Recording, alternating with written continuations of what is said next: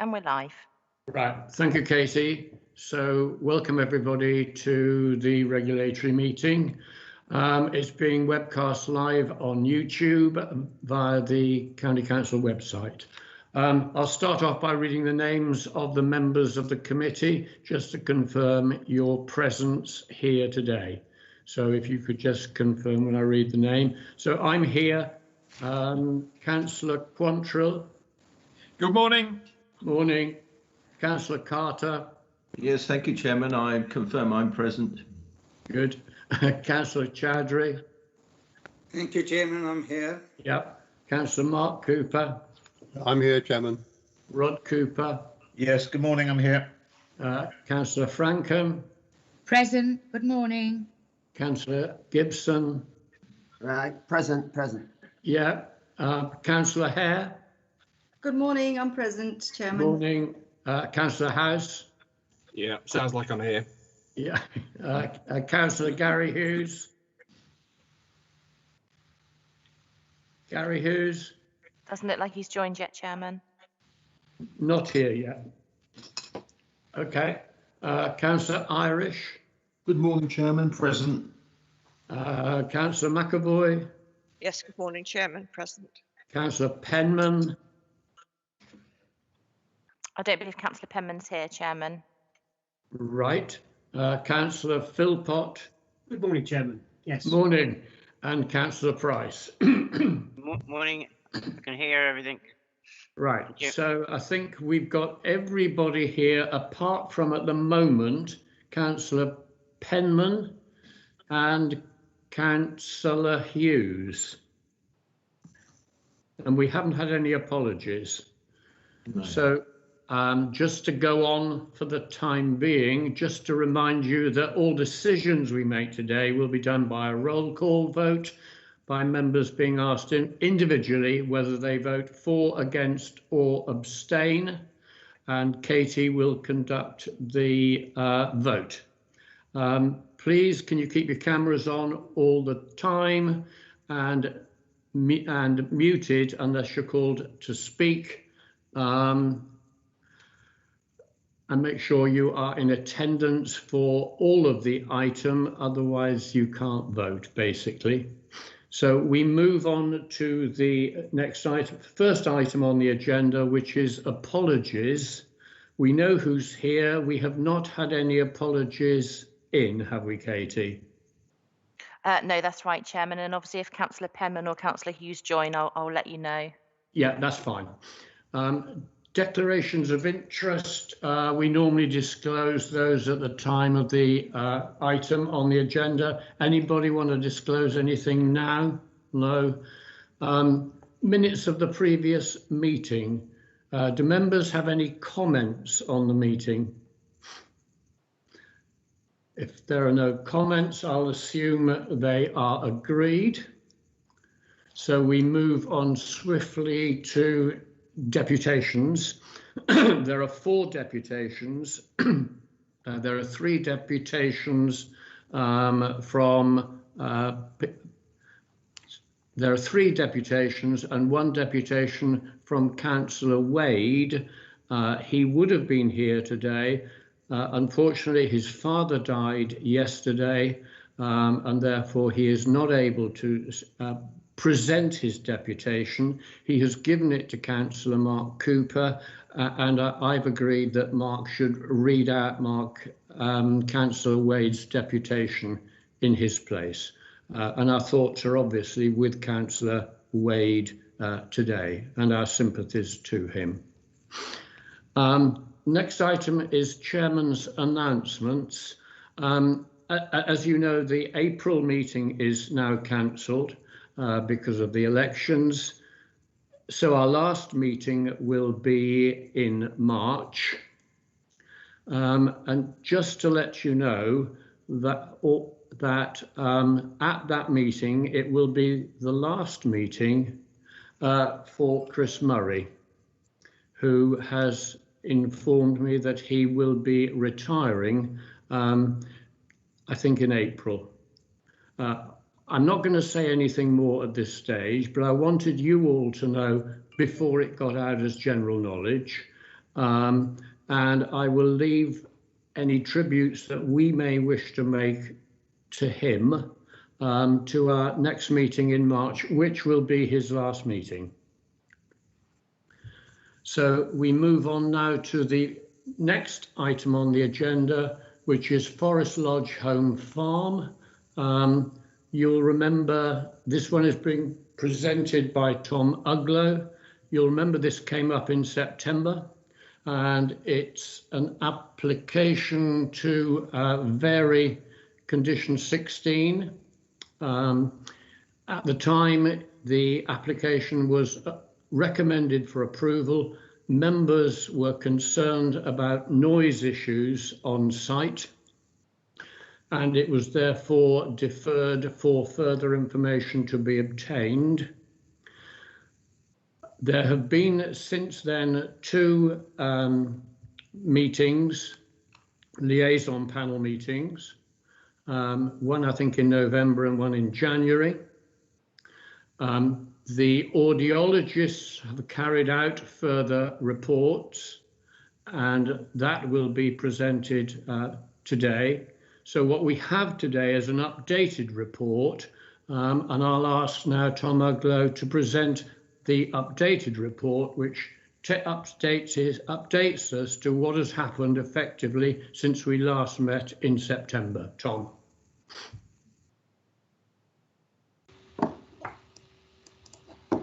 Good morning, councillors.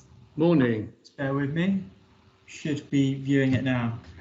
So I'm here to discuss the Forest Lodge Home Farm Quarry application here, and the application, as you remember, is for the usage of additional mobile plants on this site.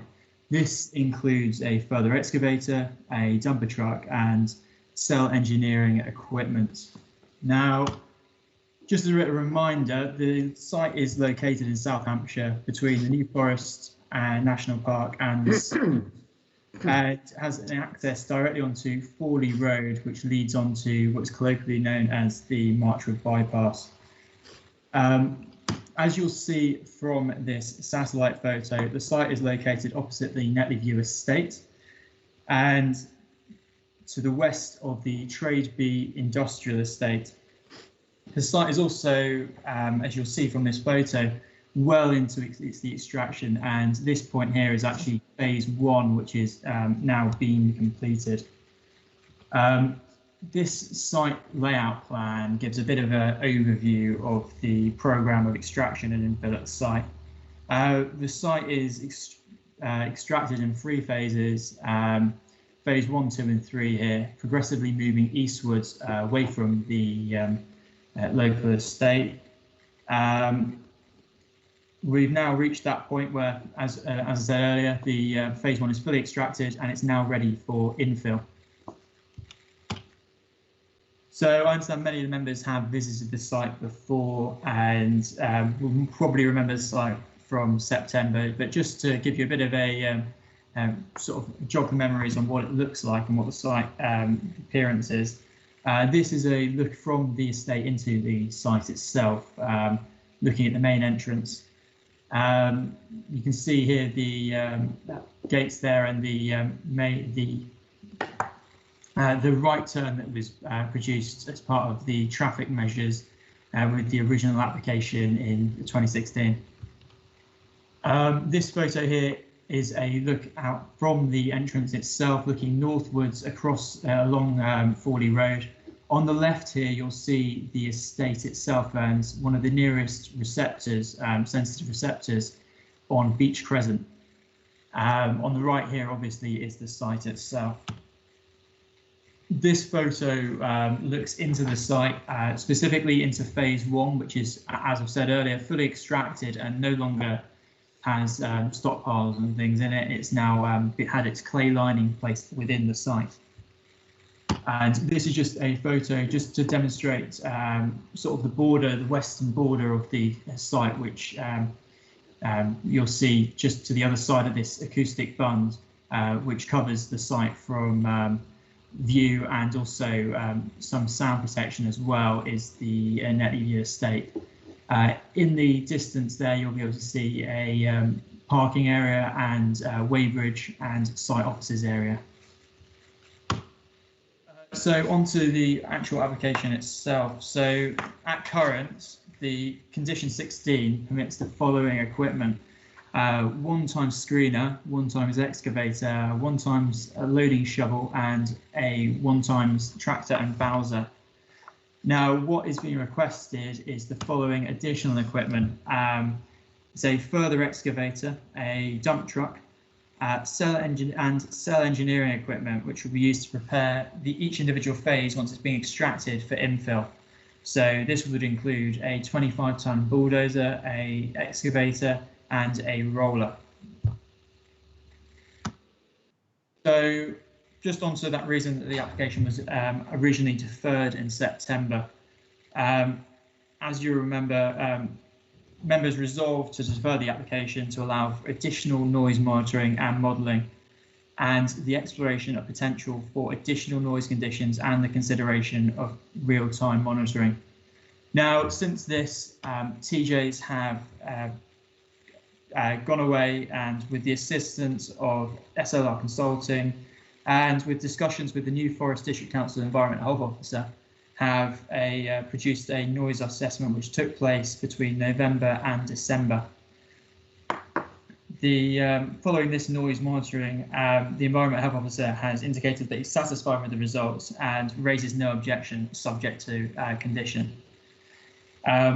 This noise assessment, in fact, spawned an amendment and a new condition, essentially, of condition 31, which will now ensure regular noise monitoring at the site. So this is condition 31 itself. It's quite wordy, so I'll summarise it for you. It's available within your reports. Essentially, the condition provides a programme of regular monitoring throughout the life of the site, and once it's received that regular monitoring, it regularly tailors the noise management plan to the situations at the site, allowing for a scaling of the monitoring of the noise, and to identify mitigation measures for the site. So regarding consultations, following the consultations in the summer, and now the receipt of the noise assessment, we've had a further consultation which took place early at the start of this year, specifically regarding this noise assessment. We had 2 responses supplied, one from Councillor Wade and one from the New Forest District Council Environment Health Officer. Councillor Wade has maintained his objection, and the New Forest District Council Environment Health Officer has no objection on the proposal, subject to conditions on the site. You may remember that there was some public representations which criticised the lack of a liaison panel at the site. Since the September committee, there has in fact been 2 liaison panels, one in October 2020 and one in January 2021. And TJ's organised both liaison panels, and they've committed to further liaison panels throughout the life of the site. So the consultation raised a few issues, especially in the original consultation. The following issues were raised: increased noise from the site, dust impacts, noise monitoring, and the retrospective nature of the application. Now, the main reason for this deferral, and the key reason essentially we're here, is the impact of noise and the noise monitoring. We believe that these conditions, this has been addressed through the conditions which are presented in the report, and also the other issues have been addressed by the conditions also presented in the report. So in conclusion, we recommend that permission be granted subject to the following: that conditions set out in Appendix A of the report and the update paper, and that delegated authority is given to the Director of Economy, Transport and Environment to issue the permission, provided that all parties have provided their agreement in writing in accordance with the new clause 15 of the original legal agreement. Okay, have you got any questions at all? We'll deal with those in a minute, Tom. Okay, I'll go now to deputations. And the first deputy is Peter Armstrong.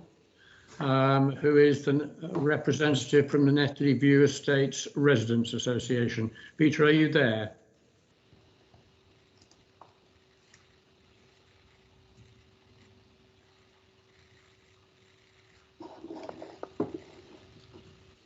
Oh, Peter, you're still showing as being muted, so you might need to unmute. Still showing muted.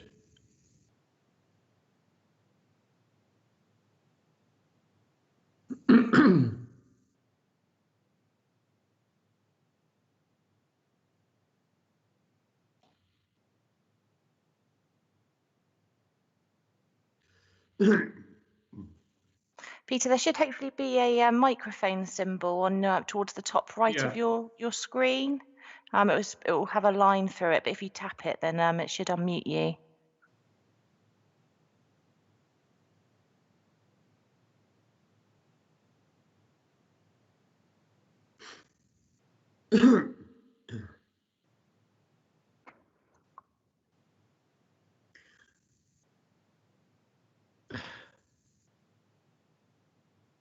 You're muted, Keith, as well.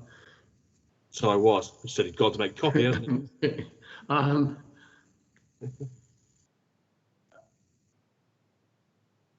Something's just happening, I think. Is it? Yeah, hang on a second. He's just got three dots have come up. Maybe not. No. Right. Well, then.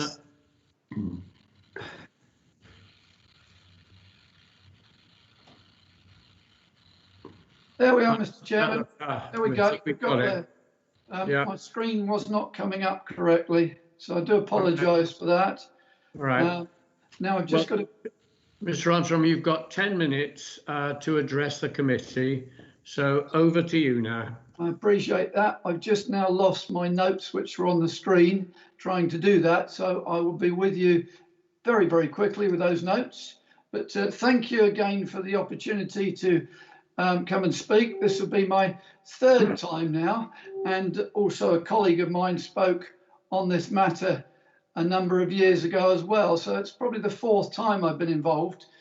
First of all, thank you on behalf of local residents for your decision last time, and particularly the comments about morals and ethics which came up regarding the way the company had worked on site.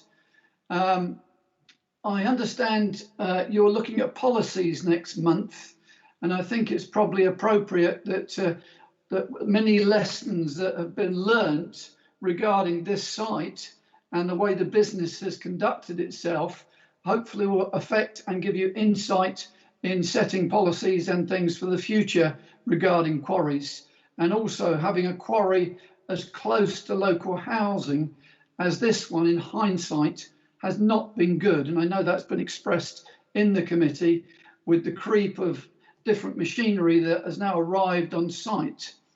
I also can report that since the last regulatory committee meeting, that communication from the company has vastly improved.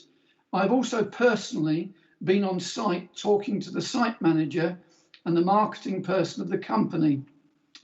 You've already heard we've had 2 liaison meetings as well. The noise monitoring report that you have before you is good, but it does not give actual on-site readings for the 3 pieces of equipment which were brought on site without permission. I'm told they have not been used since.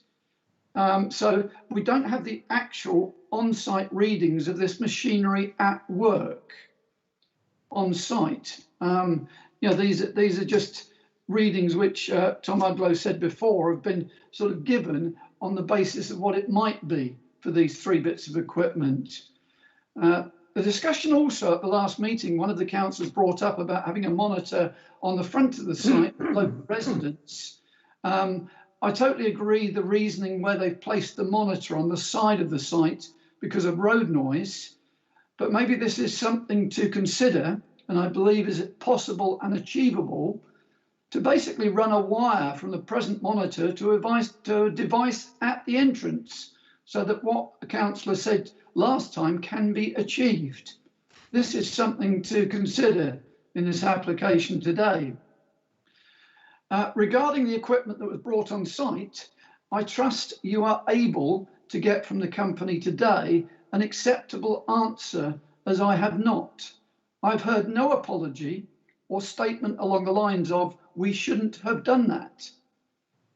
May I remind the committee, this is not the first time this company have done what they liked. They did not tell you they brought extra kit on site. Local people reported this. This was total disregard for your committee when this happened.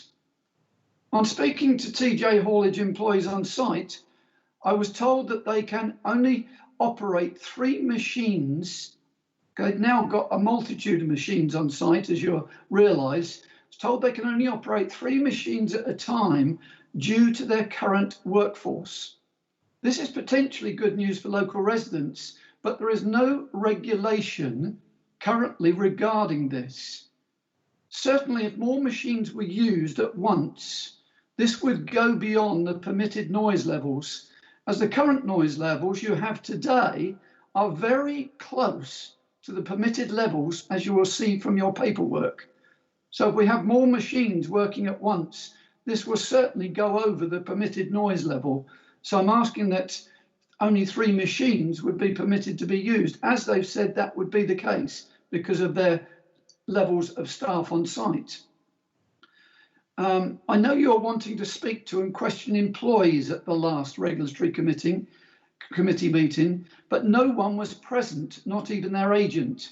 I don't know what the situation is today, but I have strongly suggested to the employees of the firm that employees be at this committee and even the CEO to answer your questions. This is something you asked about at the last regulatory committee. I trust that employees of the firm are here today to answer your erudite questions to them over this way of continuing to do what they like. Coming on to complaints, I went on site and I immediately saw at the entrance a lorry that had not been cleaned off on the side or the rear. When I spoke to the site manager, he said it wasn't the case. But when I said, this has just happened, I've just walked on site and seen it. So he did take notice. And I'm glad to say the company informed me that they had made sure they'd notified all drivers of their own business and other businesses using the site. And they also put a notice up for all drivers to see. The other repeat ongoing issue on this site is piling the sand too high, which is again against the regulations given to the company by this committee. This has happened a number of times, and in speaking to a local resident only a couple of weeks ago, he reported this to Hampshire, which brought yet another visit from an officer. And they found that they'd been piled high yet again. This is of great concern due to the previous incident of dust and sand all over the estate. However, my site visit did bring about some potential respite, where they did say if there was a strong easterly wind, they would look at stopping operations to avoid the estate suffering as it did last year. So in closing, hindsight is a wonderful thing, and I trust lessons from this site can be used in future policies. And perhaps unnecessary officer visits because of breaches can be chargeable, helping to save ratepayers money in the future. I'm sure you'll have questions for any representatives of the company today, but I trust that we'll not see a repeat of issues and blatantly ignoring of this committee's regulations again. Thank you for your time this morning. I'm happy to answer any questions, but I'm sure if the company are here, they're the ones that I'm sure you'll want to ask questions to. Thank you, Mr. Chairman. Thank you, Mr. Armstrong. Members, do you have any questions that you wish to put to Mr. Armstrong? I have Councillor Quantrill, Chairman. Councillor Quantrill, yes. Thank you. Good morning, Mr. Armstrong. One question. Do you have any disagreement with the maximum noise level of 55 decibels? No, that's something that's been set by noise monitoring. Thank you very much. Yeah. Sorry? Thank you, Chairman. Okay. Yeah, that was it. Does anyone else have any further questions of Mr. Armstrong? Councillor McAvoy. Yes, thank you, Chairman. Mr. Armstrong, could you just tell us, as the representative of the local residents, if you've had any complaints or how many complaints you've had since our last regulatory meeting? And if you have had any, are they fewer than we had before? Yes, I've had a complaint from someone who lives near to say that their car windows have been difficult to open because of the sand which has appeared and dust on this person's car. I did tell them to report it to Hampshire, but I don't think this person has. Certainly, I've mentioned about another complaint which a resident spoke to me about. But again, the lady who lives nearest is continually concerned about the noise and the dust that has been constant since this site opened. So they're the ones that I have. But with lockdown, it's been difficult to get out and talk to people. So you've had one complaint. Councillor McAvoy. Yes, if I could just come back. Yeah. Thank you. When you received those complaints, did you take them to the company? Because as you know, the company have provided various avenues to ensure that complaints are taken right to the top. So did you actually, or did any of those residents actually use the website, or did any of them telephone the numbers that have been given to the residents? Do you know that, Peter? The particular lady who spoke to me, I instructed her to do it. I don't think she has. It's not for me to always report everybody else's complaints.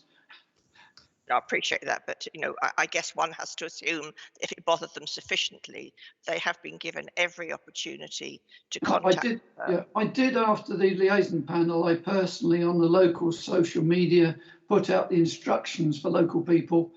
So I made sure that was done after the liaison panel.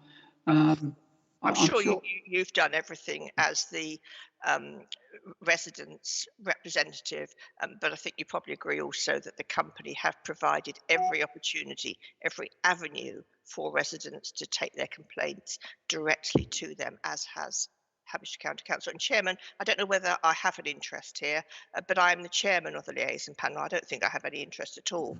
No, but I should don't. mention that. So. Yeah, I know you are actually, and I think you've attended the liaison meetings, haven't you? I'm grateful for that.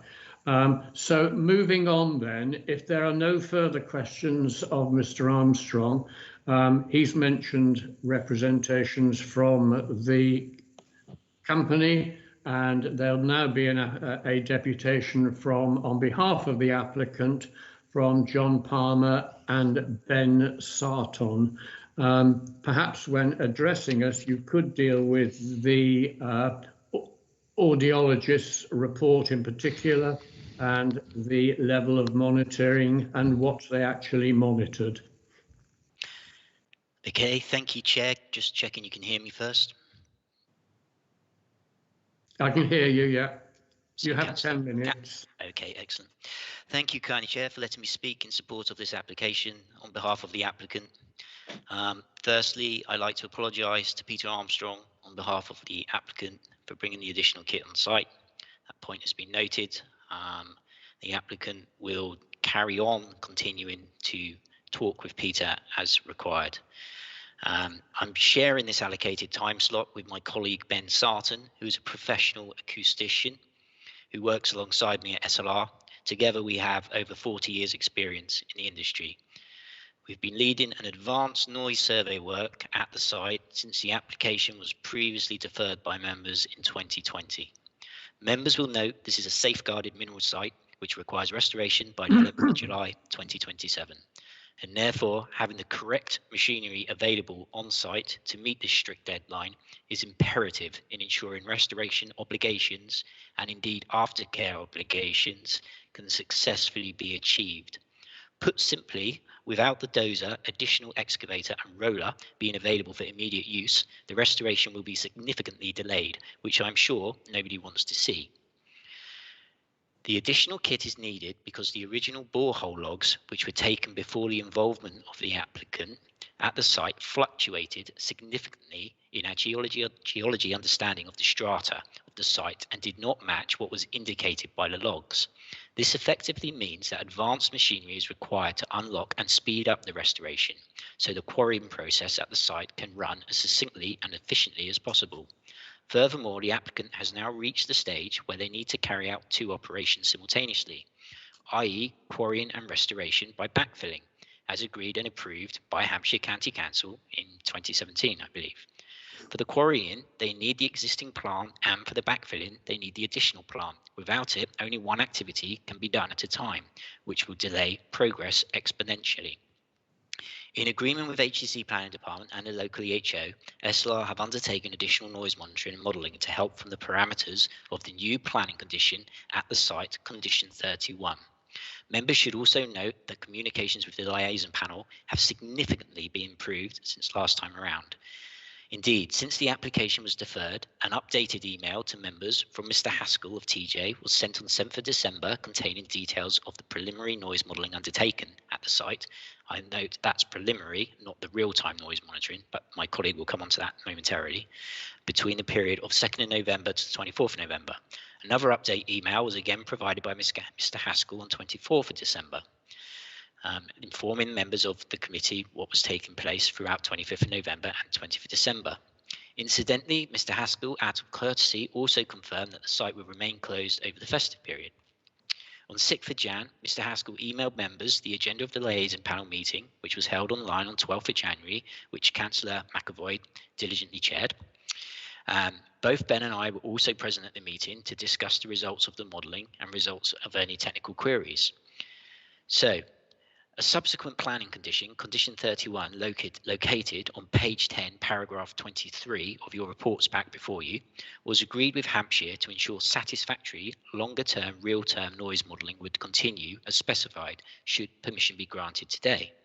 Since the agreement of this condition with officers, our noise team have been busy undertaking up-to-date baseline survey work, and the new noise meter is now on place, as Mr. Armstrong describes, on the western boundary. I will now pass you over to my colleague Ben to explain and elaborate further on whether and where we are with the long-term real-time monitoring. If we can just bring in Ben, please.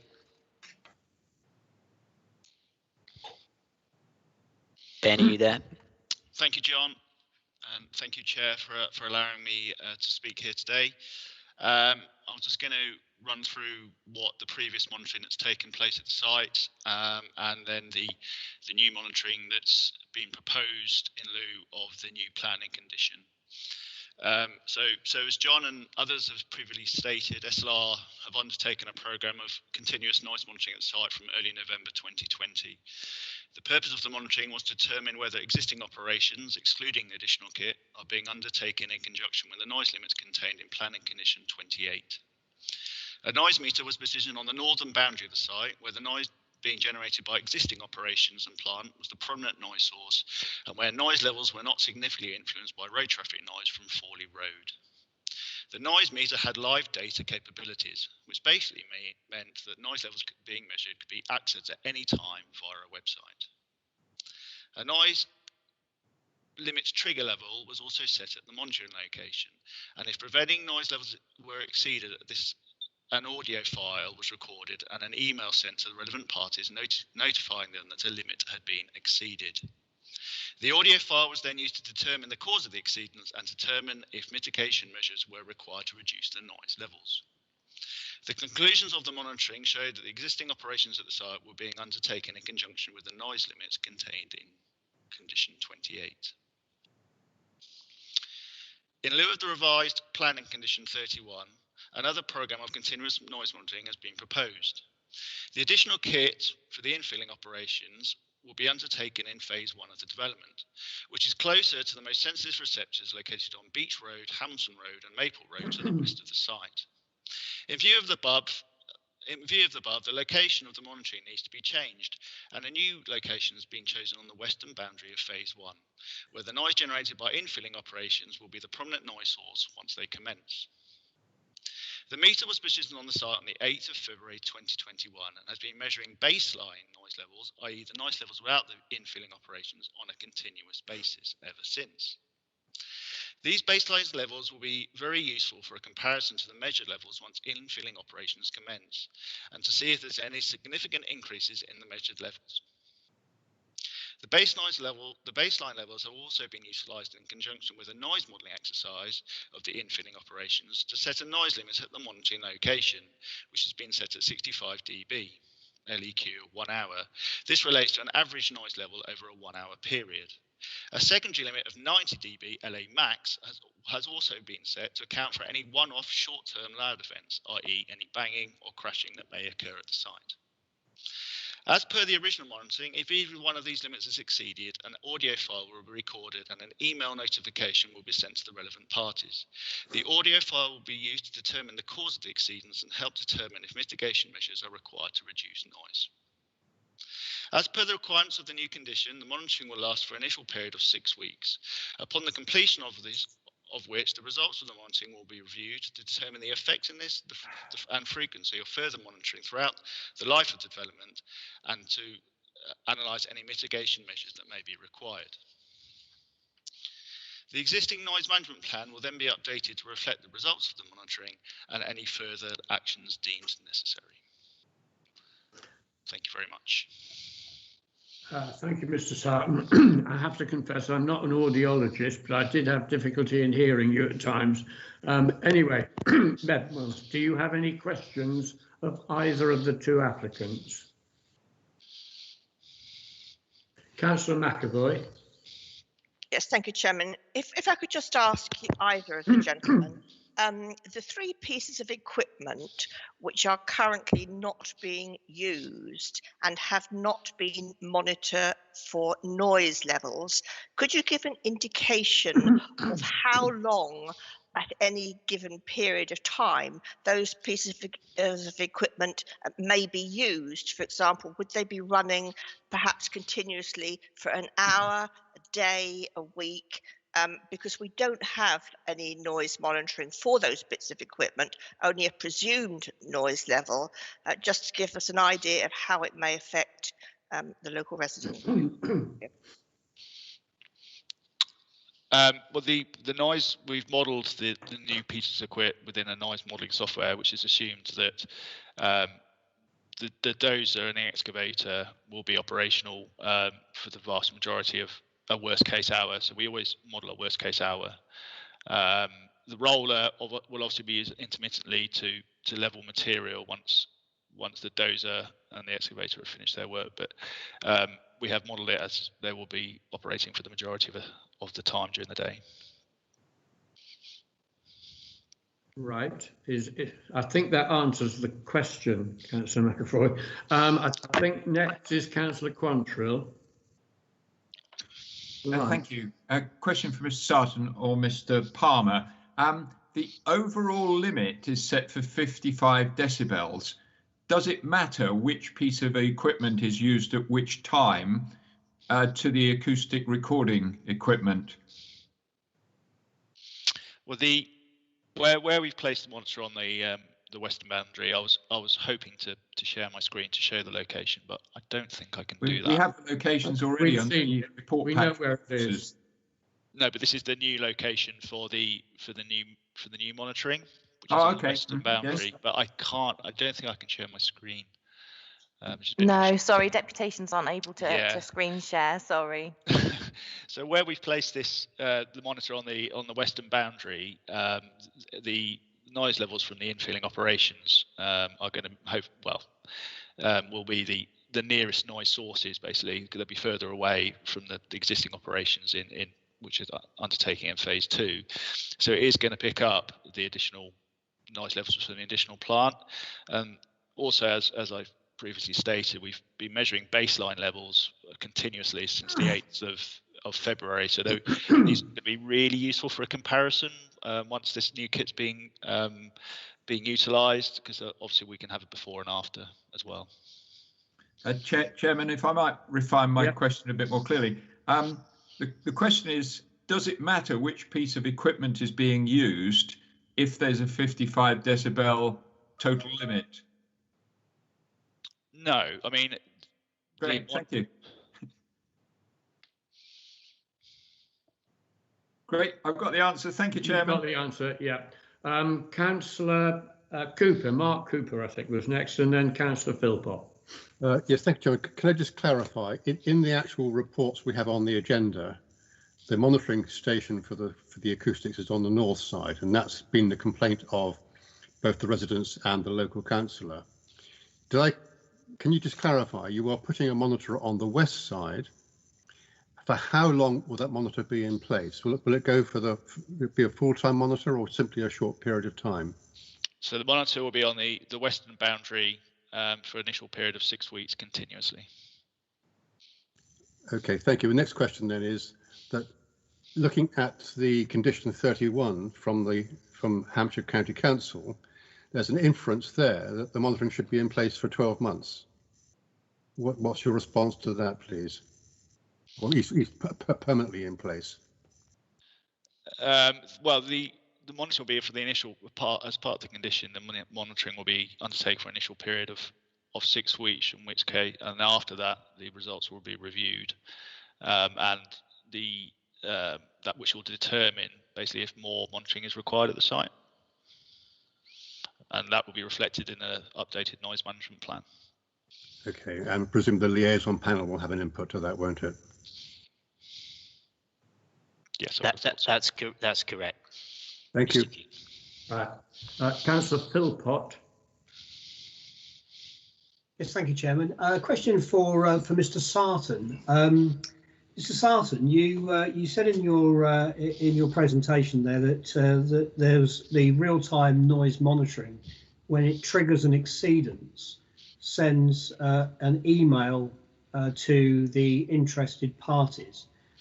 Is there a restriction on those interested parties? Is there a restriction as to who would receive an email, or in theory, could anybody be added to that email list? So, for example, the residents of the nearby estate, if they approached either the company or the county council and said we would like to be part of or included on that email list, would you allow that? Is that allowed to happen? Thank you. Probably better if Mr. Palmer answers that question. John, I mean, access could be granted regarding the software. Yep, access could be granted. I don't see any issue with that. I think there's a definitive list already, including the operator, obviously, and ourselves. And I think we also gave access to the HO officer at the time. But yes, it could, in theory, be extended to the residents' association. And to individual residents, or just to the residents' association? Sorry. Well, I think Peter Armstrong represents the residents' association, so I'd imagine we channel things through him. Make more sense. Okay, thank you.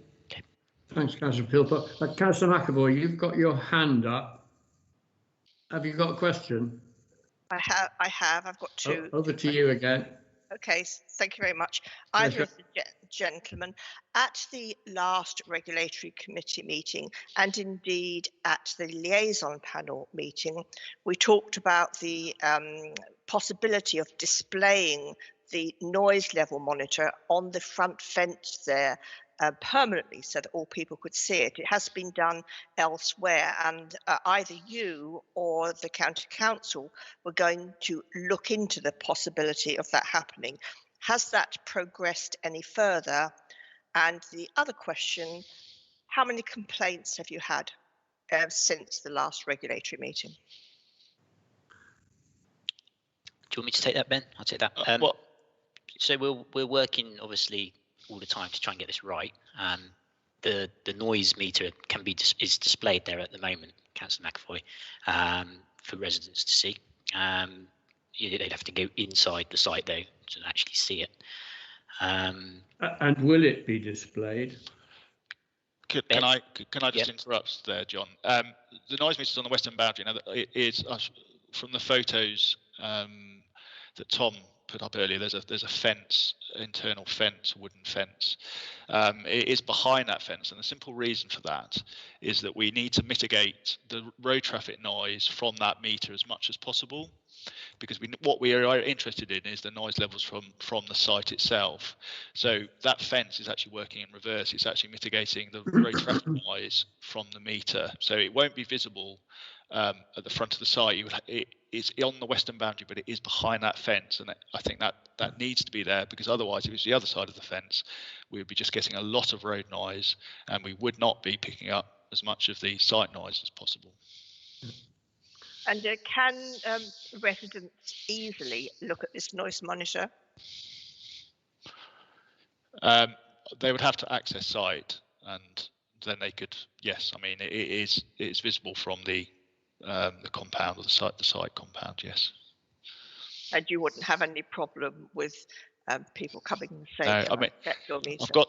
Yeah, I mean, I was going to share my screen to show a photo of it, what it looked like in situ actually as well. But I mean, I can forward those on through John if required. Okay, and then the complaints, because I know you've set up a whole system of website and telephone contacts. How many complaints have any of you received? We've had 0 complaints, Councillor McAvoy. Okay, thank you. In respect to noise. I've got 2 hands up. One, I don't know who it is, and then I've got Councillor Gibson. Got Councillor Hughes first, Chairman. Right, Councillor Hughes. Yes, morning. Good morning, Chairman. Sorry for my slight delay, but I was in on time. One question, if I may, possibly supplementary. Mr. Armstrong suggested that we should be able to restrict the number of pieces of equipment operating at any one time to 3. I get the impression, I'd like to be confirmed or corrected if I may, that the activity of infilling and excavating are parallel activities and therefore may necessitate more pieces of equipment than 3. Is that correct or not, please?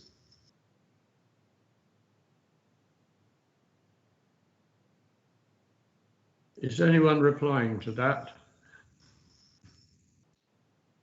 I was holding off for Ben. Oh, right. Okay, I was holding off for you, John. I mean, we've modelled the site as if more than 3 bits of kit are being utilised. I know TJ's had stated through John that there's only certain bits of kit can operate at one time because of staff numbers and who can operate what. But we've modelled it as more than 3 pieces of the current operations and the infilling operations are working basically simultaneously. Yeah. So thank you for that. So therefore, Chairman, may I ask my second question? Are you therefore saying with more than 3 pieces of equipment operating, you are still below the noise levels allowed? Yes, based on the model, that is correct. Obviously, that is a model, and not a real life situation. This is why we have the real time monitoring location and monitor up in place now. Thank you for your answer, Councillor Hughes. Councillor Gibson.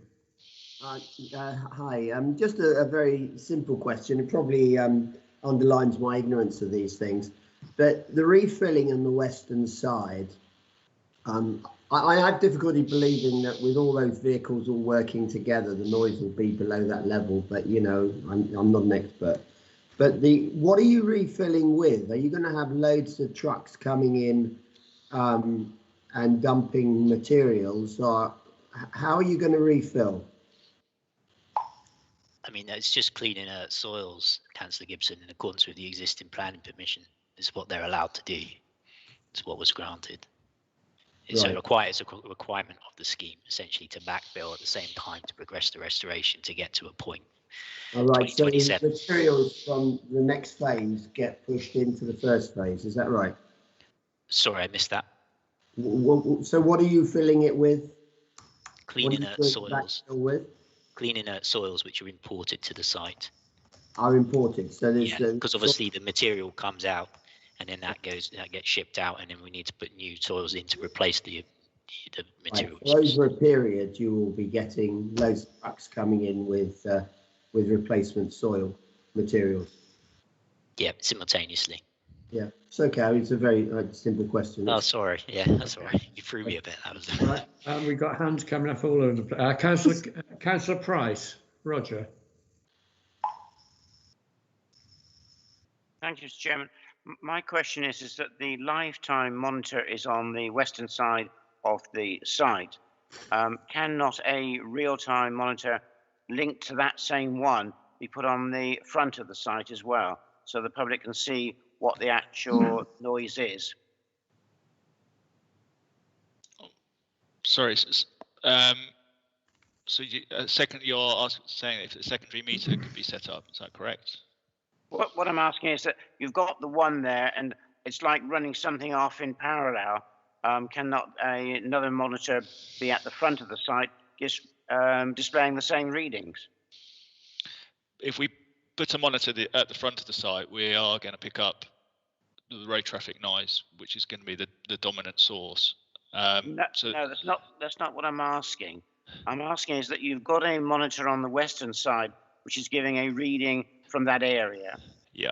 Can that not be relayed to a secondary screen, or whatever you like to call it, showing what that meter is reading, so at the front of the site? Not take a reading at the front of the site. Not that.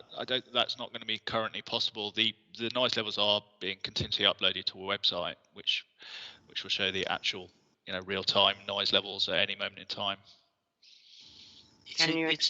It's a good question. I quite like it. I understand it, and the fact that you wanted a live sort of dB level, if you like, of what's going on at any one time. Yeah. Is that something we can add on to the noise meter at all, Ben? It's something we've never done, because obviously we've used always gone via the website. I mean, I can look into that technology and confirm that going forward. Yeah. Okay. I have seen sort of in my travels in Japan, is that there they do have monitors on the front of the site, their developments, showing all the readings of different things, not only just noise, other things as well. So I would have thought it was feasible to do it, and I would have thought that would have been a good thing to do, which should give the residents comfort of what is actually happening. Okay, well, as I said, I'll look into that, yes, and we'll confirm in due course. Councillor Rod Cooper. Thank you, Mr. Chairman. Roger, you stole my thunder on that. I was going to make exactly the same point, that a repeater unit, similar, I'm in the yachting fraternity, and we have repeater units on various instruments. It should be very possible to put a repeater unit on the other side of the fence where the residents can see the data on a live basis. Right. So do you have any other questions, Councillor Cooper? No, Mr. Chairman, that was it. Thank you for that. So Ben, you're going to look into that whilst this debate is running, yeah? What, as in now? Is that what you're saying? Or well, not? no, I mean, it's a bit tricky to look into that at this very moment in time.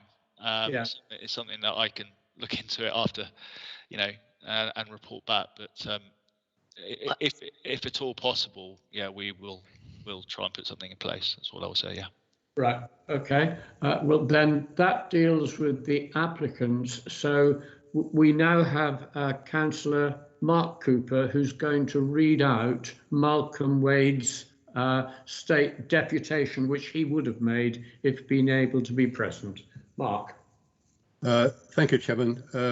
Councillor Wade's statement was made before the late change to condition 31, and also obviously before this meeting. So there are things in this report which are probably a little bit out of date.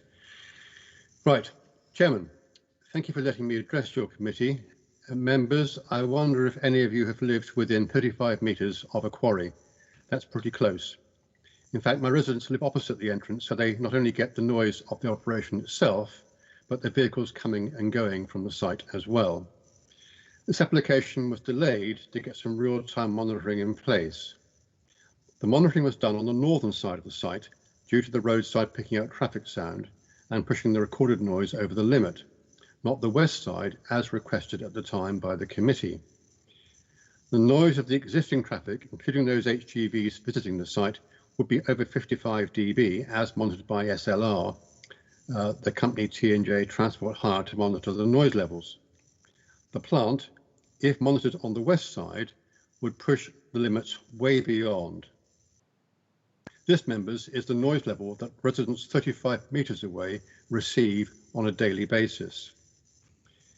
In the SLR report of November 2020, it states a preliminary limit of 70 decibels, amended to 65 decibels, was set at the monitoring site, and a secondary limit of 90 decibels was set. If these limits were exceeded, an audio file is created. If it was in 3 decibels of the 65 decibels, an amber alert, and if over 65 decibels, a red alert is sent. So what happened? The current operations were a continuation of extraction and screening of materials from phase 2, and T&J Transport had produced their protocol with SLR for sound monitoring. Even with their own protocol, the noise limit was exceeded on the following: between 9 and 10 on the 19th of November, between 12 and 1 on the 30th of November, between 8 and 9 on the 1st of December, between 9 and 10 on the 1st of December, and between 11 and 12 on the 1st of December. The reasons that the 1st of December features was the construction of an internal haul road, which was undertaken using a 360-degree excavator. In addition, the noise levels were close to the limit on a number of undocumented occasions, including when the recording device had a battery failure in November. Members, the reasons for the documented exceedances were described as operational, and that is the point. Operating at this level of plant normally will result in excess noise, and that does not include the new plant they need for infilling for phase 1. Now, SLR's noise modelling says the new plant will not produce excess noise. Perhaps on its own it might not, but by their own admission, normal operations have pushed the existing noise levels over the exceedance on 5 occasions, and now we're adding yet more plant. Remember, they will not monitor noise on the site's western boundary because background traffic noise, some of which is site connected, will push the sound levels over the limit. The issue is the accumulation of noise local residents have to put up with, and remember, they do live 35 metres from the western boundary. And these T&J do not wish to monitor. Now, in the winter, with everyone indoors, this is not as big an issue as it will be in the spring and the summer. So I'd request Hampshire does not grant planning permission until a sound mitigation strategy monitored the site's western boundary is in place, and then consider possibly suspending the use of all other plant when the infilling takes place, so the accumulation of noise does not spoil local residents' enjoyment of their property. Members, it is our duty to protect the residents and council taxpayers who live 35 metres from the site, because they were there first and the quarry was imposed on them later. That was his statement. I think he'll agree is a little bit out of date now. Thank you, Mark. I'm not sure anyone can ask you any questions on that. So I think we will move on then to, do any members have any questions of Tom Uglow, the office, or any of the officers on this? Councillor Philpott, and then Councillor McAvoy. Stephen. Yes, thank you, Chairman. Quite a number of buttons to press there. I just have to be ambidextrous.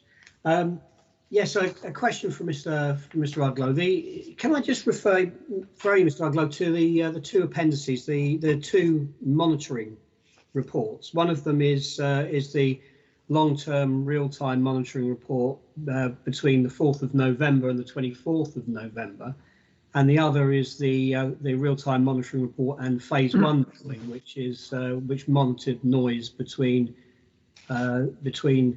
December the November the 25th, sorry, and December the 15th. The reports say that there were a number of days when the site was not operating, particularly on Sundays, and we've heard there from Councillor Wade's deputation that was read out by Councillor Cooper that on at least another occasion there was a battery failure of the equipment. looking at that, on page 90 in particular, it says there was noise exceedance on the 19th of November, and page 70 records further 4 noise exceedances. So during that period of time between 4th of November and the 15th of December, there were no fewer than 5 recorded noise exceedances at the site. Now, my question then relates to the additional the additional conditions that are being we're being requested to consider here, and I suppose in particular condition 31, which we've been shown. I see that there is the noise monitoring. I see that there is a real-time noise monitoring. I can see that there's been a great deal of effort from all parties to address the issue of noise monitoring. What I'd like to know, though, because bearing in mind a lot of concerns expressed by members at the last meeting in September was the faith that we had in the company to adhere to their condition practices on the site, given what Mr. Armstrong had told us then. So it's not just so much the noise monitoring, it's the enforcement of exceedances. So if during a period that there were 5 breaches of the noise levels during that period that they were monitored, what are we actually going to do about that? Apart from, it says in their mitigation measures, what actually is the intention to do about this matter? If going forward that every say 4 to 5 weeks or so, there's an exceedance of 5 times. Thank you. Sorry. Okay, so it's worth looking also at the Environmental Health Officer's further response there, in addition to the report. And you'll see that those exceedances were logged by that Environmental Health Officer, but those exceedances were deemed by him that they didn't actually go over the 55 decibel limit at the nearest sensitive receptor, which is what is covered by condition 28 by the in the extant permission itself. So that is sort of it never actually was above that 55 decibel limit at the border boundaries of the nearest sensitive receptor, in the opinion of the Environmental Health Officer, which is worth taking into account there. There is some other points with regards to mitigation measures. They would be decided as part of the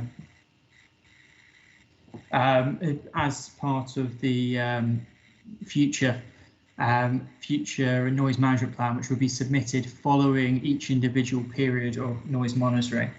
Now, if they were to exceed, there would be a serving of a breach condition notice if it was necessary, which would be done with consultation with the Environment Health Officer, who is in effect our expert and who we would defer to on noise matters a lot of the time, as we at Hampshire do not hold the capabilities to measure noise ourselves and don't have the expertise really in noise matters, but we would utilise the New Forest District Council itself. Tom, Councillor Philpott, does that answer your question? You're asking what the council would do in the event of further breach, of going over the decibel limit. That is what I was asking, Chairman. Yes. Yeah. I mean, I guess that if it were notified to the council, then the 6-week period would come into operation immediately. Then you'd go into the 2-week period to consider that 6-week operation, and then the 4-week period after that to put in place whatever needs to be done. I would guess, but I might be wrong.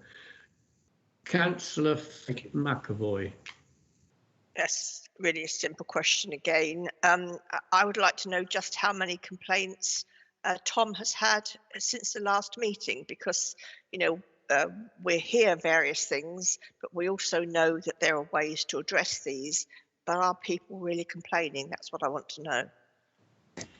Okay, so I've had a total of 2 complaints. One complaint, both actually were referred to by Peter Armstrong himself in his early deputation, but one of them was regarding dust in September, and a further one, which was in January, was the stockpile heights. They were marginally over when I went to investigate the site myself, but they were immediately rectified. Well, they weren't immediately, but they were quickly rectified by the company. Yes, it does actually, because that's what I just wanted to come back on. Yeah. If you had complaints, just how quickly were they rectified, and were the complainants satisfied with what we had done? So thank you. Fine. Do we have any further questions of Tom Uglow?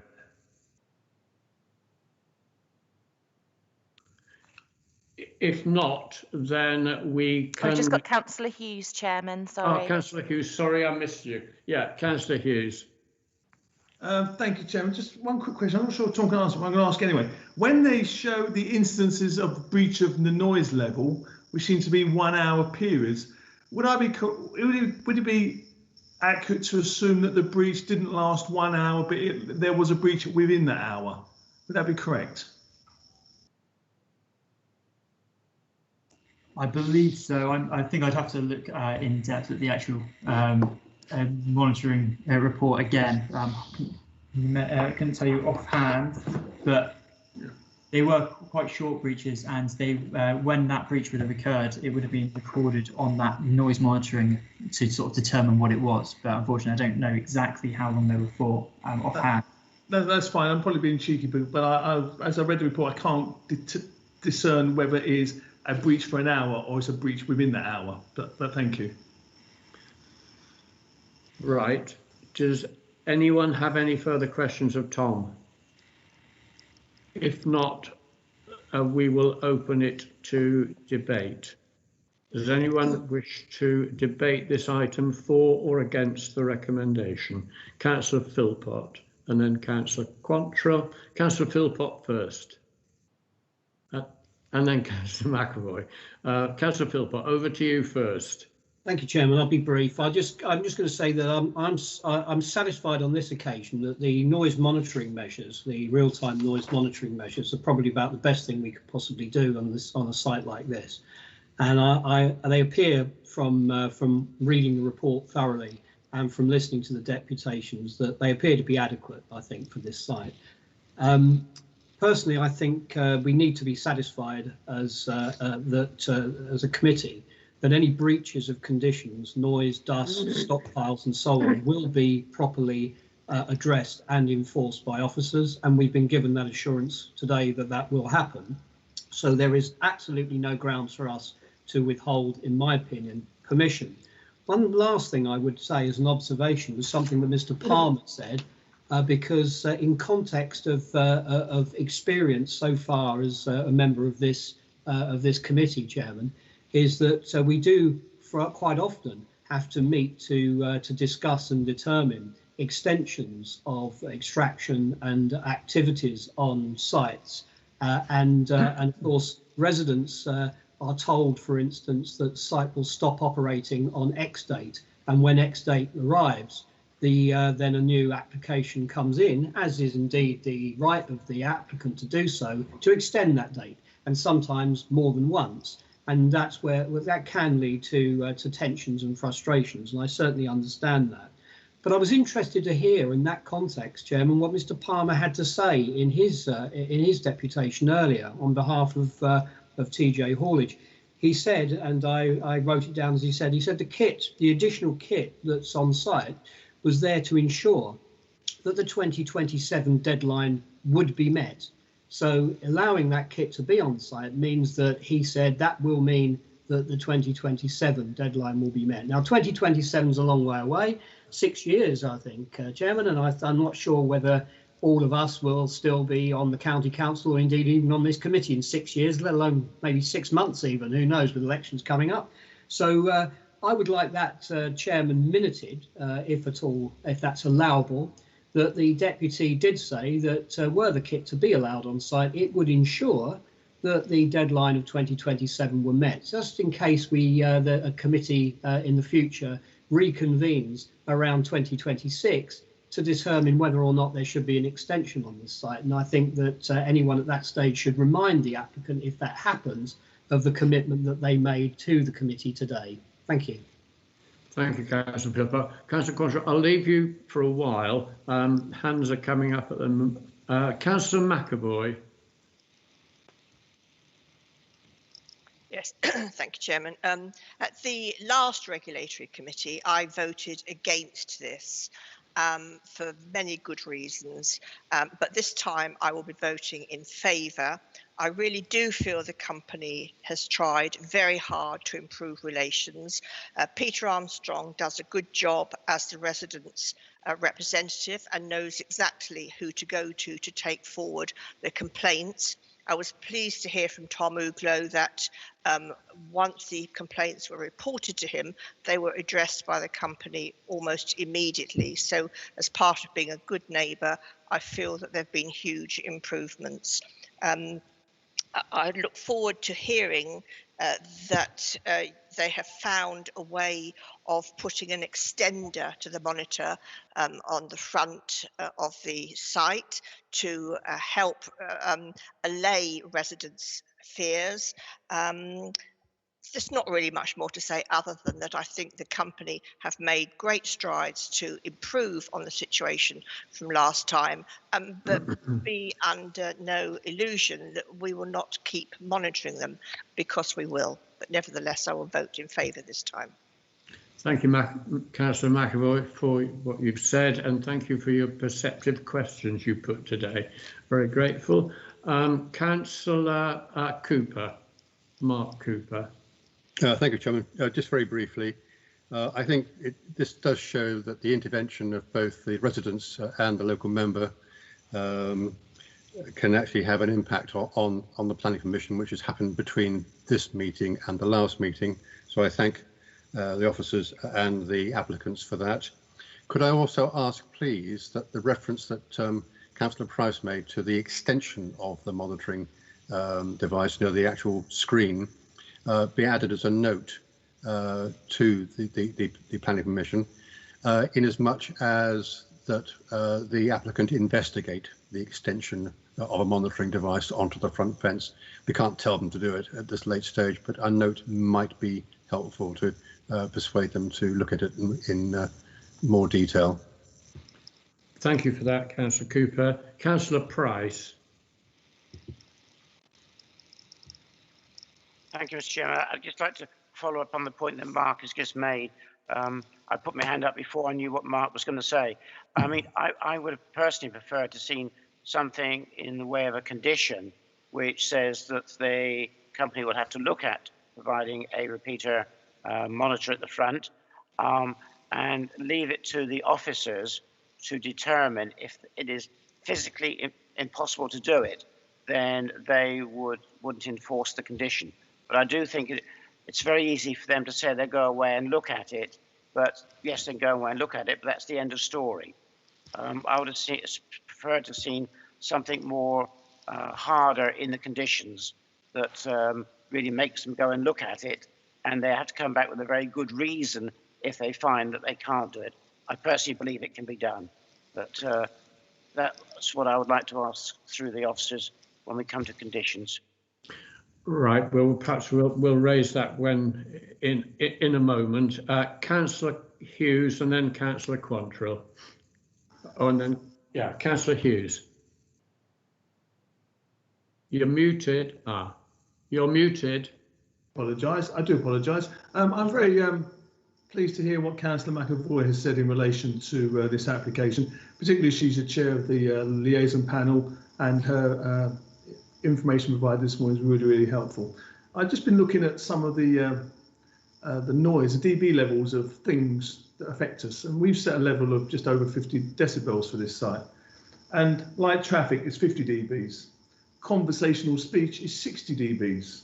A lawnmower is 90 dBs. So therefore, the requirement of this company is set very, very high.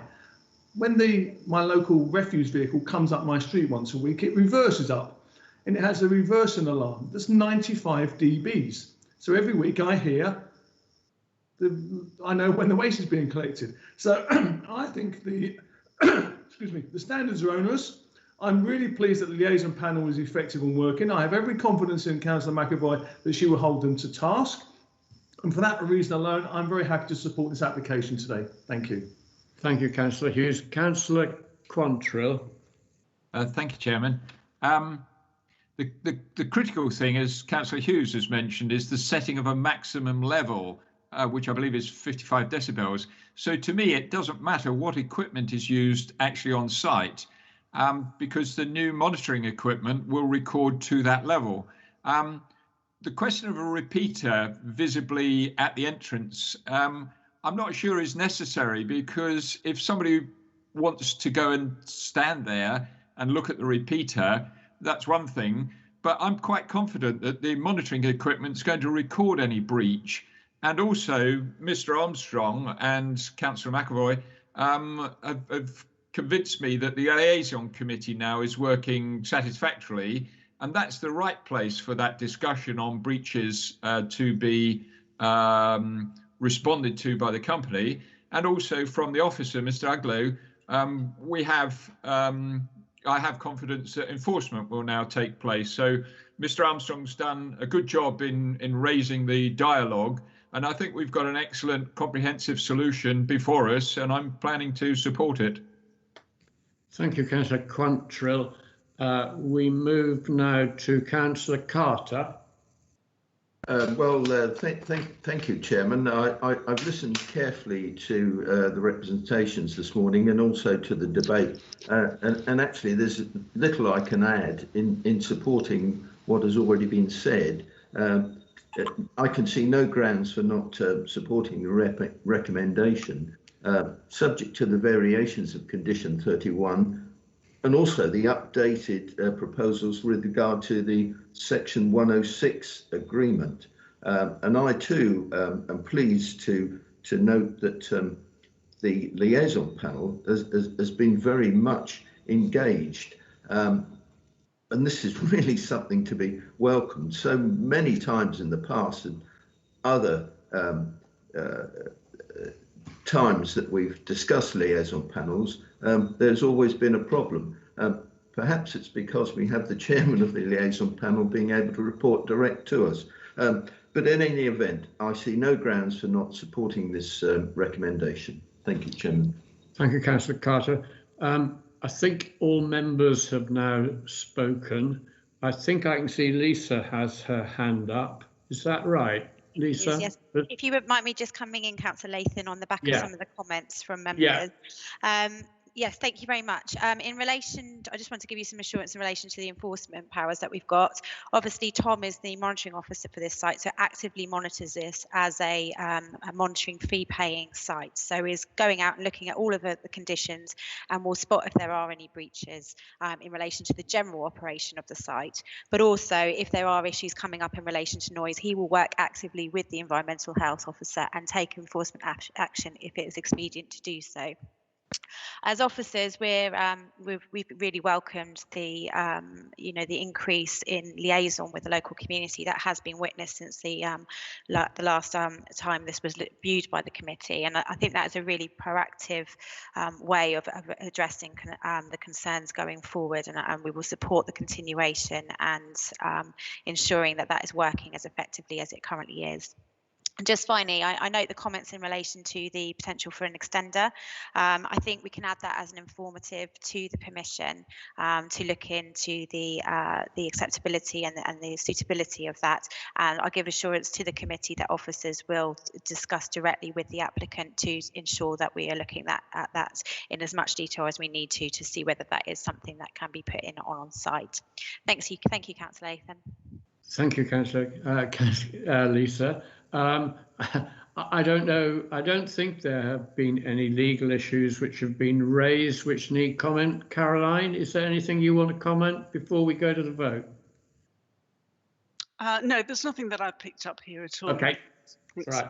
So I think we can now then go to the recommendation, which is that planning permission be granted subject to the conditions listed in Appendix A of the report, and delegated authority is to be given to the Director of Economy, Transport, etc., to issue permission, provided all parties have agreed, provided their agreement in writing in accordance with the new clause 15 of the original legal agreement. So that's the recommendation, and I'll ask Katie now to lead on the voting.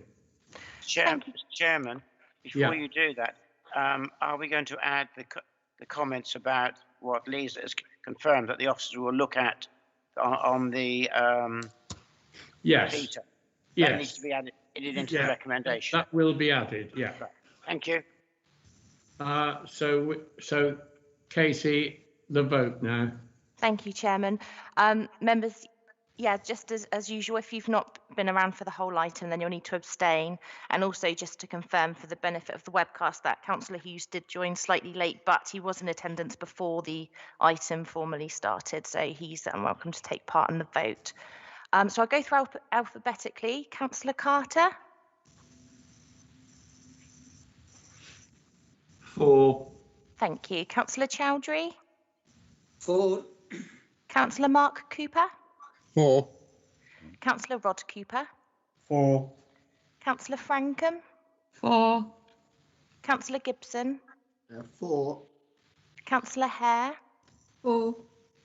Councillor House? 4. Councillor Hughes? 4. Councillor Irish? 4. Councillor Latham? 4. Councillor McAvoy? 4. Councillor Philpott? 4. Councillor Price? 4. And Councillor Quantrill? 4. Thank you. That's unanimous, Chairman, in favour. Thank you. Thank you, everybody, for this item. So the recommendation is passed. I'm going to take we've been going for an hour and 20 minutes, so I think members might feel it's useful to have a 5-minute break. So we'll come back again just at 11:30. Okay.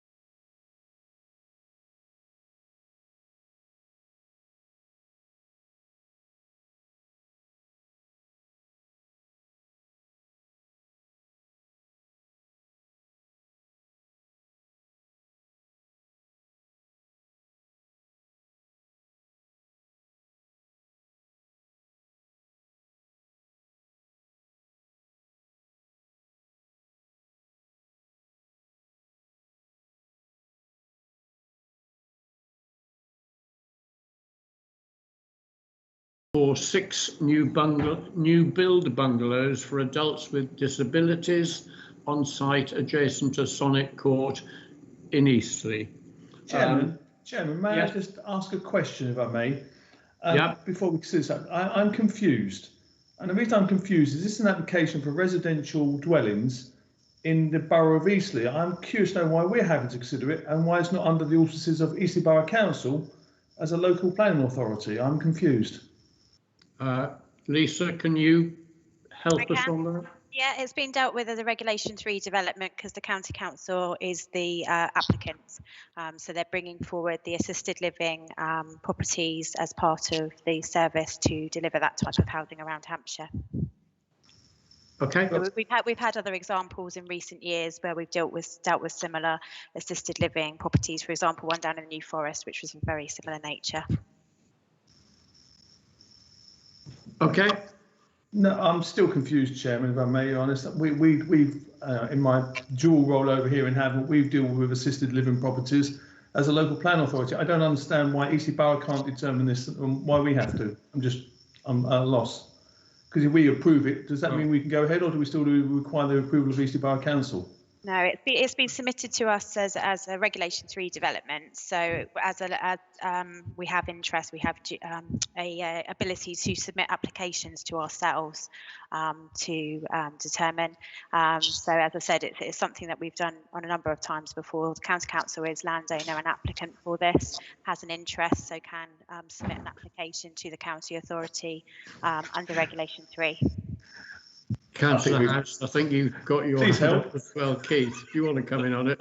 Thanks very much, Peter. Yeah, to help Councillor Hughes out, if the application had been submitted from the County Council to Eastleigh Borough Council, then Eastleigh Borough Council will be determining it. But the County Council submitted the application to Hampshire County Council, and therefore it's for Hampshire County Council to determine. It's a very odd quirk in the planning legislation. Thank you very much. Thank you for the clarification. See what you've caused, Councillor Hughes. Right, at least we're on the same page. Shall we get back to anyway? We know what we're discussing. We know what we're seeking to approve. So, Kirk, you're the officer who's presenting it. So, can you go ahead now? Good morning, councillors. Yeah. I'll just share my screen in the presentation.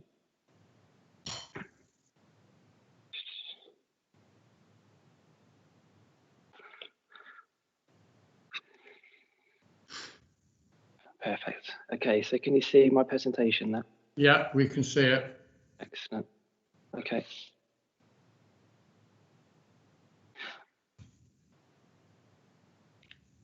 Perfect. So the application before you is for 6 new build bungalows to be used for adults with disabilities. It's on the site adjacent to Sonnet Court, Selborne Drive in Eastleigh. This scheme is part of a wider programme being undertaken by the County Council to provide extra care housing for adults with disabilities. So we've got the application site here edged in red, and you can see it's within a residential urban location. To the north of the application site is edged in red. It's part of the wider blue line. This is further land owned by the County Council. The land to the north is Sonnet Court. We can see the aerial photograph here. It's a residential area. The site has been cleared.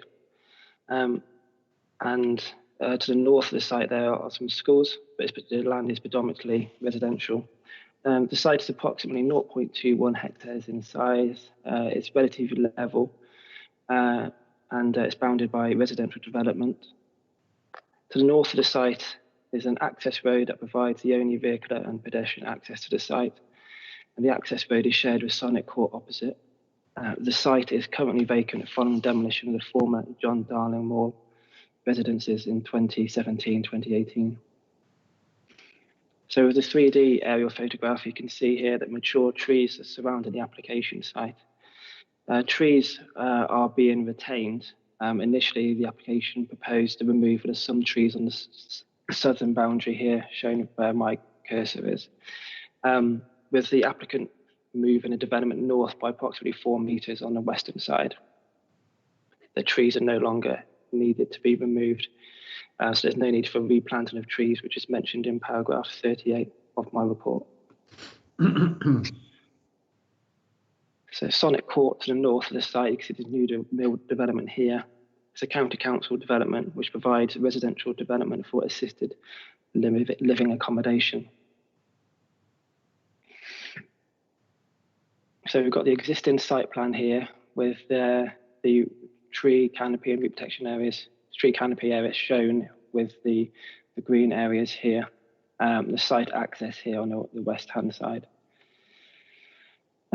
Within the application site here, there's car parking provision, there's bin stores and disabled parking.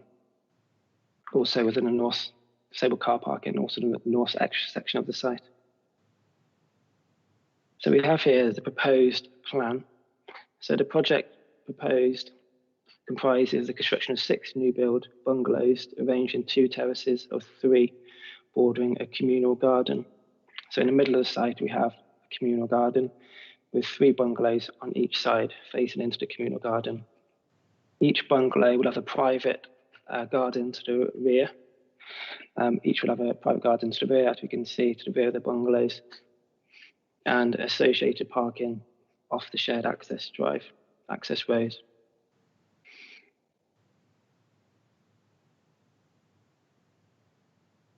So you can see the bungalows have been designed in this way to allow privacy for the residents and also a central community gathering space to be shared by the dwellings. So trees along the southern boundary are proposed to be retained.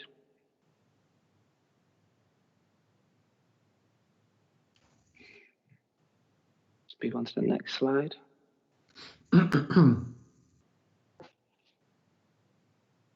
So we've got a more zoomed in photo plan of the proposed plan here.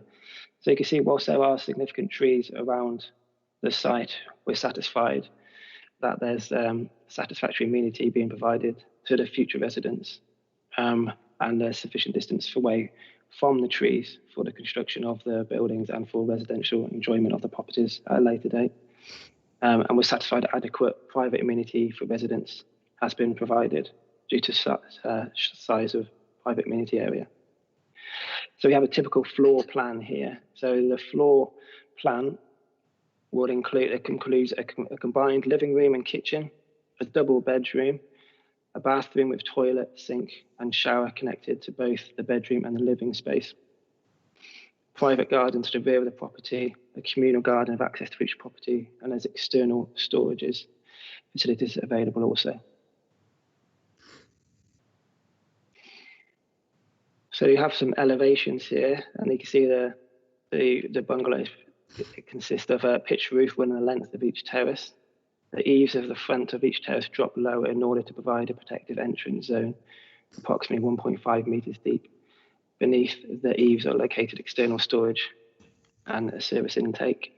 And you've got the materials proposed. We've got a buff colour facing brickwork, timber cladding, where appropriate, tiled roof coverings, and timber windows and doors. And the materials have been carefully selected to complement the adjacent Sonnet Court development. And we've got more close-up views of the elevations here. So the front eaves, the front is supposed to be approximately 2.4 metres tall to the front eaves and 3.2 metres to the rear eaves and 5.7 metres tall to the ridge, with the properties being approximately 9.8 metres deep and 9.4 metres wide. So we move on to the photographs here. So this is the entrance into the site. On the right-hand side here, we have the proposed location of the development. On the left, we have the existing Sonnet Court, and you can see already within the site, there's connected with the footway, existing vehicle access, and existing street lighting within the site. Again, we've got the left on the car parking available and the existing Sonnet Court development on the left. So this is on the eastern border of the site, looking back west. You see it's very mature trees in the location, and the site has been cleared. This is in the centre of the site looking east. You can see some residential dwellings to the east and not directly looking towards the site. You can see it's well screened by existing vegetation. This is in the centre site looking west. The west side is the side of the vehicular access. And then looking back north towards the existing Sonnet Court development. And then this is stood on the site access road looking south. So this on the right hand side here, you'll have the one row bungalows and then another row bungalows on the left hand side with the communal garden in the middle. So we move on to consultation responses. We've got the county landscape architect has got no objections subject to conditions related to tree protection and the maintenance plan. The arboriculture got no objections subject to conditions related to development and to be carried out in accordance with the impact assessment and tree protection plan. We've got a county ecologist also got no objections subject to works taking place in accordance with the ecological appraisal submitted. We've got no objection for the Highway Authority and concerns raised by Eastleigh Health, environmental health, have been addressed by the applicant during the dissemination of the application. During the application, Eastleigh Borough Council initially raised an objection to the proposal, mainly due to the loss of trees on the site. In response to that, the applicant has been working with ourselves and Eastleigh to overcome these issues. In the end, the proposal was moved north by approximately 4.5 metres on the west side, which no longer requires a need for trees to be removed. Eastleigh Borough Council have removed their objection subject to conditions relating to the protection of the trees. As part of all the consultation works and the plan application, a tree preservation order was applied to the whole site in November 2020. We're satisfied that works taking place won't be impacting negatively on the trees on site. The other issue we have with the application is that nitrates impact on the soil. So the proposal will result in an increase in dwellings on the site. I'm not sure members might be aware of the nitrates issue within Solent and the increase in nitrates from wastewater and agricultural land runoff impacting on the Solent. There's a short-term strategy has been agreed between Eastleigh Borough Council and Natural England to enable plan decisions to carry on, but it involves a charge of £4,500 per dwelling, which will be levied by the planning authority to secure the Section 106, secured by Section 106. This money will be part of a wider strategy which removes agricultural land out of agricultural use. It can move back into, say, wildlife, so like rewilding agricultural land, which then reduces nitrates runoff into the river, which is causing the environmental issues. So the applicant has agreed to this 106, and it will be resolved with discussions with Eastleigh, the applicant, and ourselves to get this 106 agreed and signed, and the contribution paid. So we've satisfied the key issues have been resolved during the determination of the application relating to design of the proposal, highway safety, adjacent and residential amenity and future occupier amenity. There's biodiversity, nitrates and arboriculture, and flooding issues have been resolved. We're satisfied there's no flooding issues on the site. There's one verbal update. It's related to the conditions on the application. So condition 4 was proposing that the submitted construction traffic management plan was to be complied with. However, Eastleigh Borough Councils and their responses have highlighted that staff welfare facilities would be a bit too close and in the root protection area of a protected tree on the eastern boundary. So we've just amended a condition which requires an amended construction traffic management plan to be submitted and approved by the county planning authority. So the recommendation is that subject to all parties enter into a Section 106 agreement or alternative arrangement. So an alternative arrangement which can secure the funding and that the appropriate mitigation takes place with the district council to secure a charge of £4,500 per dwelling to offset future nitrate emissions against the district council owned land. The Director of Economy, Transport and Environment be authorised to grant permission subject to conditions outlined in Appendix A of the report. And then we have the site plan, just to refresh your memories. Thank you, Chair.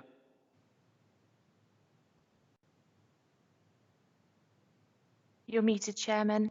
Yeah, okay. We got one deputation on this. The deputation is on behalf of the applicants, Mark Hallam and Mark Dolan. You've got 10 minutes between you. Over to you. Thank you, Chairman. I am Mark Dolan, Project Architect from Hampshire County Council. Prepared a short deputation. The Sonnet bungalows have been purpose designed for people with physical disabilities. Many will rely on the use of a wheelchair, and although care will be provided, the key aspiration of the project is to create a comfortable, safe environment in which tenants can live with dignity and independence.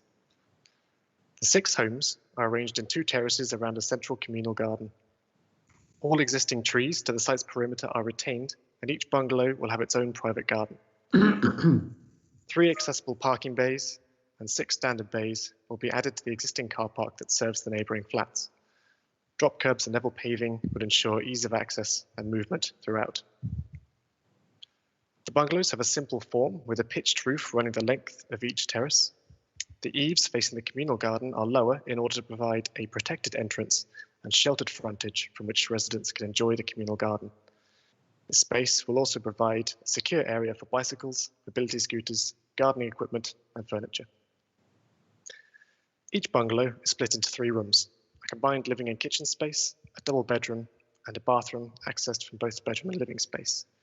A ceiling mounted hoist assists transfer between the bedroom and the bathroom. To limit heat loss and conserve energy, the homes have been designed with high levels of insulation and airtightness. Heating will be provided by an existing combined heat and power plant shared with the recently completed Sonnet Court flats. The introduction of the bungalows to this system will increase its efficiency and proportionally reduce energy consumption across the 2 sites. Openable windows will offer natural ventilation during the warmer months, whilst a mechanical ventilation heat recovery system will greatly improve internal air quality and reduce heating requirements during cooler months. Comfortably located within the current residential setting, the proposed bungalows and gardens will provide a vital service for residents with key specialist needs. Thank you. Thank you, Mark. Is Martin going to speak, or is that the end of the deputation? Chairman, it was a shared joint deputation. Mark has shared the piece, and I'm here to support Mark in any questions that might be asked from the committee. Thank you, Chairman. Thank you for that. Then, members, do any of you have any questions of the deputies? I can see one hand up. Katie, I can't see who it is. It's Councillor Hare, Chairman. Oh, Councillor Hare. Al. Thank you, Chair. Can I just ask, will the roof have solar panels? That's my first question. And second one is, who will be responsible to maintain and upkeep the private gardens?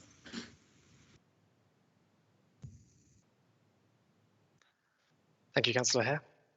In response to your first question, we did look into adding solar panels to the roofs, but unfortunately the overshadowing from the existing trees make that very difficult to achieve, and the efficiency won't be reached.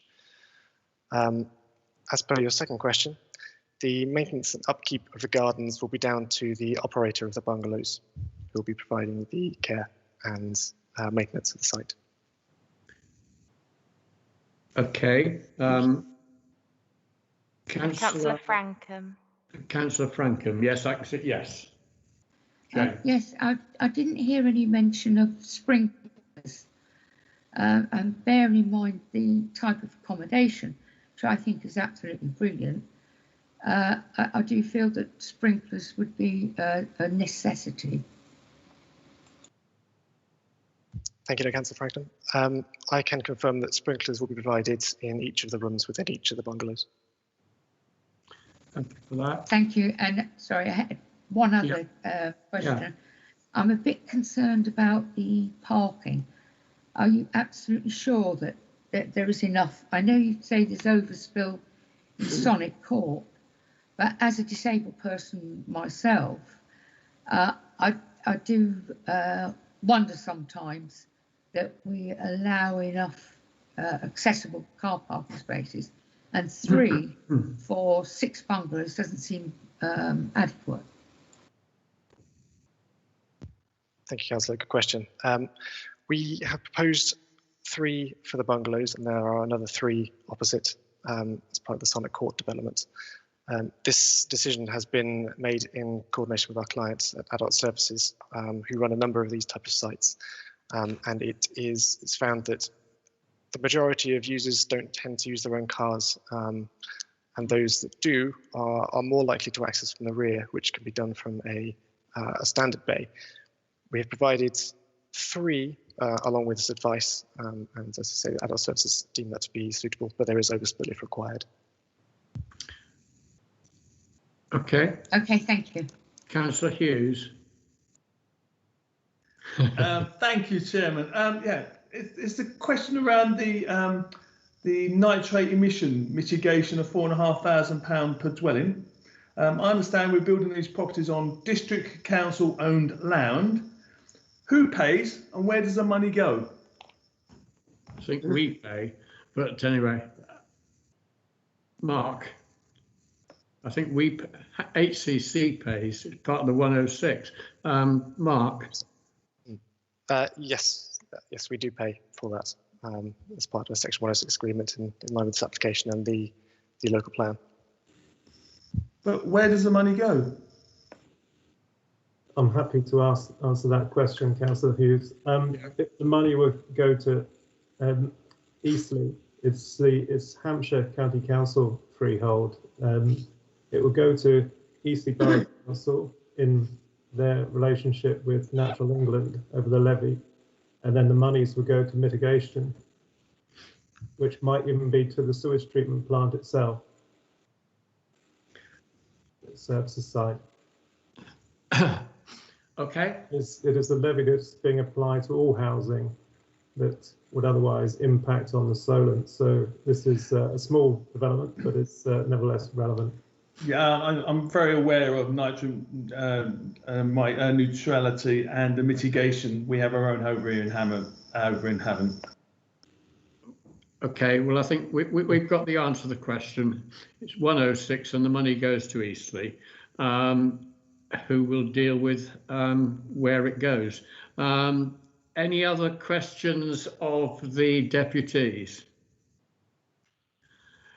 Any questions then of the officer?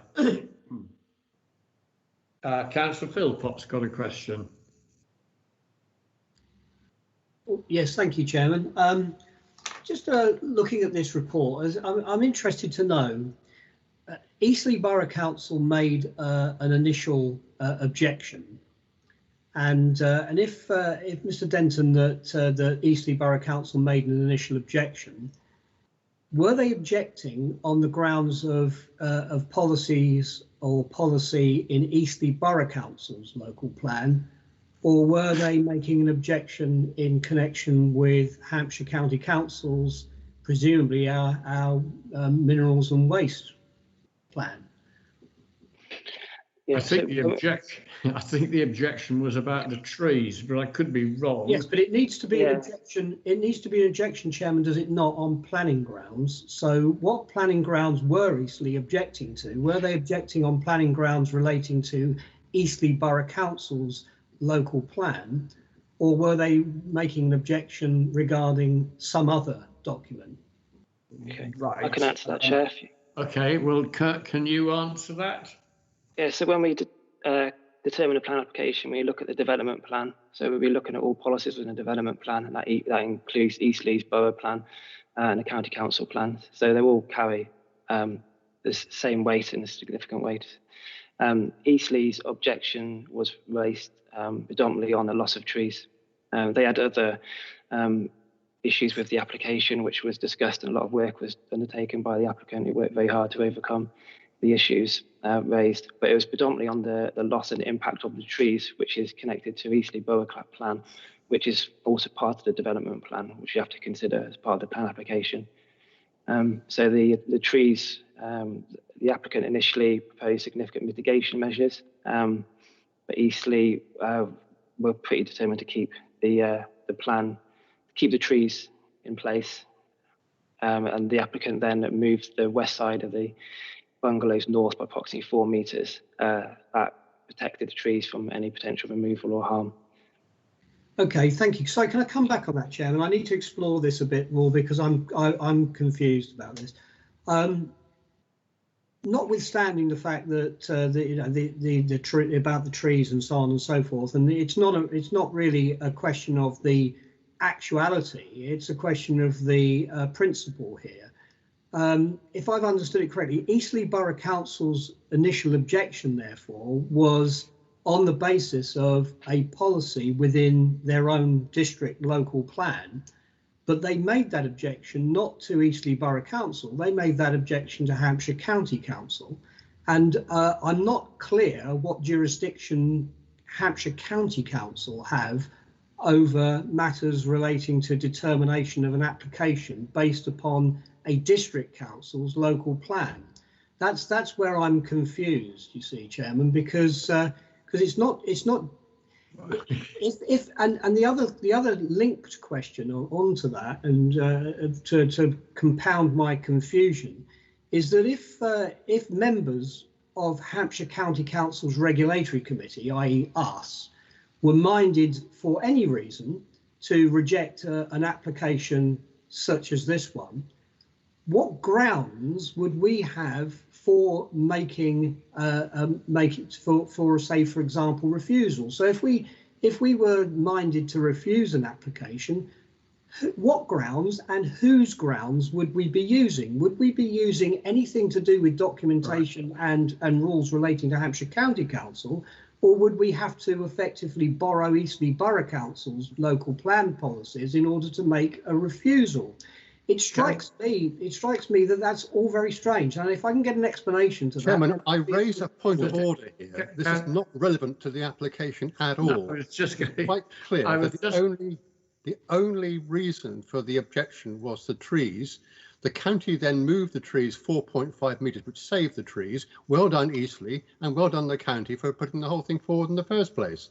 But at the end, you get the right result. This line of questioning is not to do with regulatory committee.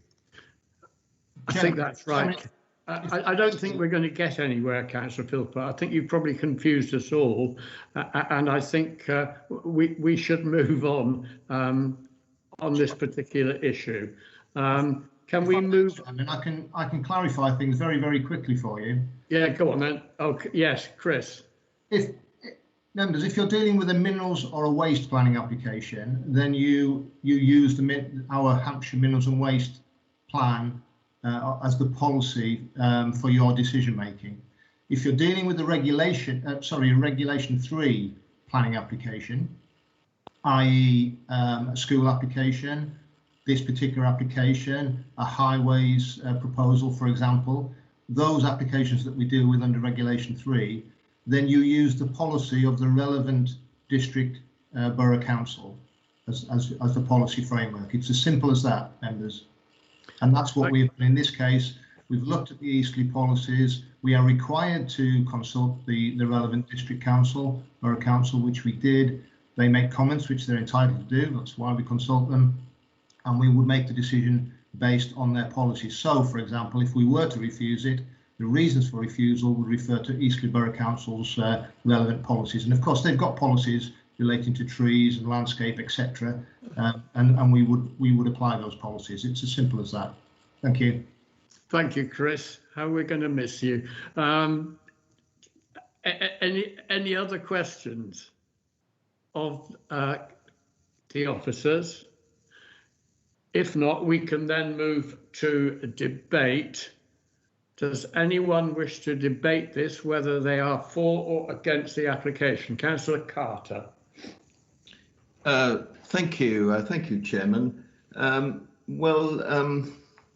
About 6 years ago, when I was Vice Chairman of HASC, that's the Health and Adult Social Care Committee, the proposal came forward for the demolition of John Darling Mall, as it then was.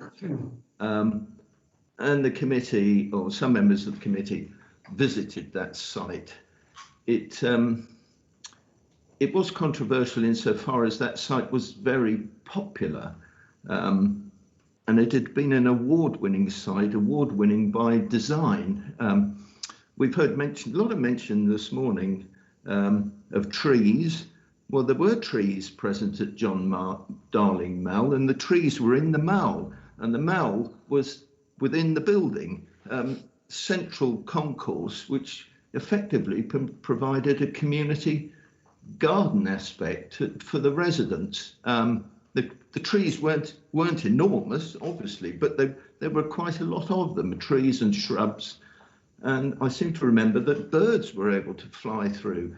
So I think the residents were delighted in living in that aspect. But the building, although it had won awards, was out of date in a modern concept. So it couldn't provide, or unable to provide, the facilities that the County Council now wants to look after people with physical disabilities.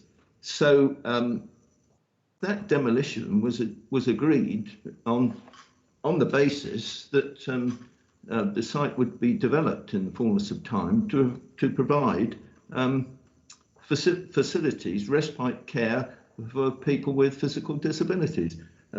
We have Sonnet Court, and now the development of the site is going to be completed with the proposal that we have before us. And I'm delighted to support the recommendation. Thank you, Chairman. Thank you, Councillor Carter. I think we've got three more. Keith, I think you were next. Councillor Howe.